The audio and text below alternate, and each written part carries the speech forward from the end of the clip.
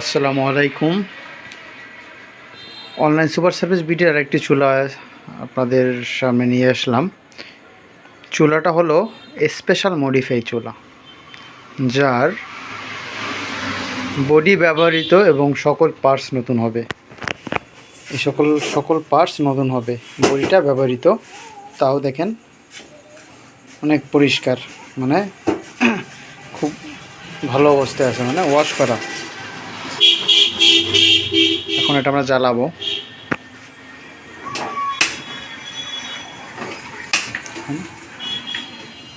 ছবিতে তো দেখা যায় না।